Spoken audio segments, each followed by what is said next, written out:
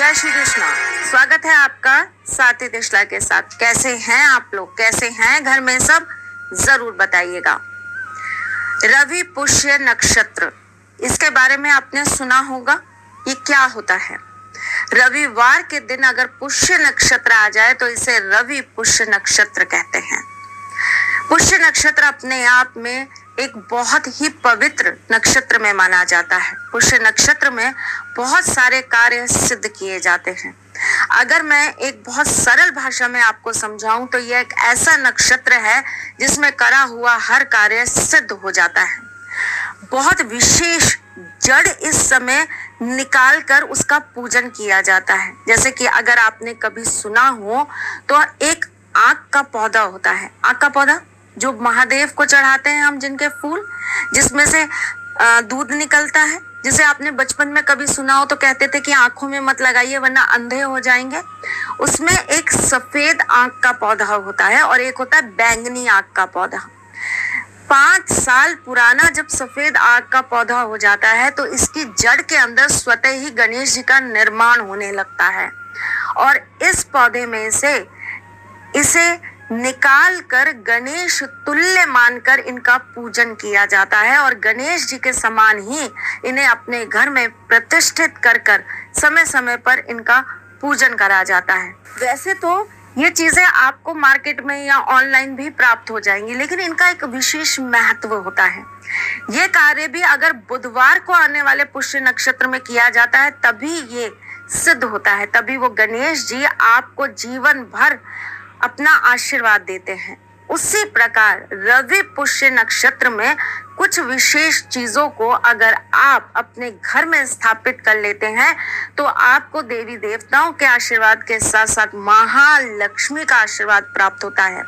आपके ग्रह भी आपको बहुत अच्छा और लाभ प्रदान करते हैं। तो चलिए आज जानते हैं कि रवि पुष्य नक्षत्र में क्या क्या करना चाहिए और उससे आपको क्या क्या लाभ हो सकता है। लेकिन इससे पहले ये जान लीजिए कि मैं कौन हूँ।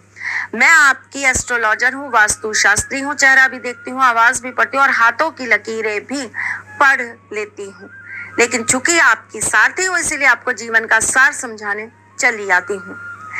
एक तो रविवार, दूसरा पुष्य नक्षत्र और तीसरी पूर्णिमा। पूर्णिमा की तिथि को महालक्ष्मी की तिथि कहा जाता है। रवि पुष्य नक्षत्र में अगर आप सुबह सवेरे उठकर नहा धोकर बिना कुछ खाए अन्न ग्रहण करें, आप जाकर दुर्वा घास तोड़ लाते हैं। दुर्वा समझते हैं, जो घास लगती है दूब, वो आप ले आते हैं और घर लाकर आप उसे अच्छी से शुद्ध कर लेते हैं।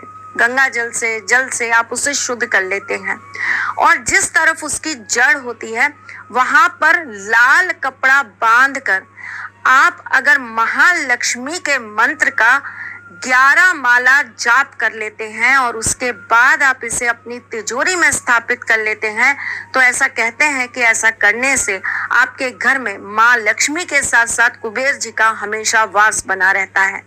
इस दिन आपा मार्ग की जड़ अगर आप अपने घर में लाकर गंगा जल से शुद्ध कर कर इसे लाल कपड़े में बांधकर अपने ईशान कोण में रख लेते हैं तो घर में कभी भी ग्रह कलेश नहीं होते, घर के अंदर कभी भी कोई दुख दुविधा नहीं आती, घर में कभी भी कर्जे नहीं बढ़ते, घर में हमेशा माँ लक्ष्मी का आशीर्वाद बना रहता है। अगर आपको आपा मार्ग समझना है तो इसे आंधी झाड़ा भी कहते हैं देसी भाषा में, तो आप किसी से भी पूछकर इसकी जड़ ला सकते हैं।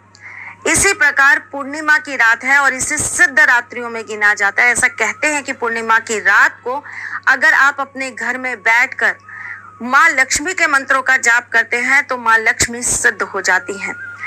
पूर्णिमा की रात्रि में अगर आप चंद्रमा की रोशनी में बैठकर भोलेनाथ का स्मरण करते हैं और उनके मंत्रों का जाप करते हैं तो ऐसा करने से आपको बहुत ऊर्जा और ताकत प्रदान होती है। आपकी मेडिटेशन पार्ट बहुत ज्यादा एक्टिव हो जाता है। आपके पूरे शरीर के अंदर सकारात्मक ऊर्जा का प्रवाह होने लगता है। आपके नकारात्मक विचार समाप्त होते हैं। आपके अंदर से डिप्रेशन जैसी बीमारियां निकलकर भाग जाती हैं। आपको कभी भी चिंता नहीं सताती। वैसे चिंता तो चिता समान होती है, इसे वैसे भी नहीं पालना चाहिए। अच्छी चीज नहीं है पालने के लिए। पालना है तो कुछ अच्छा पालिए जो आपको और आपके शरीर को सुख दे। चलिए जी, तो आपको पूर्णिमा की रात्रि में बैठकर चंद्रमा की रोशनी में एक माला जरूर भोलेनाथ के मंत्र का जाप करना चाहिए। और अगर आप वहीं पर बैठकर अगर उस दिन चंद्रमा के जाप कर लेते हैं तो ऐसा करने से आपके जीवन में प्रगति के रास्ते खुल जाते हैं।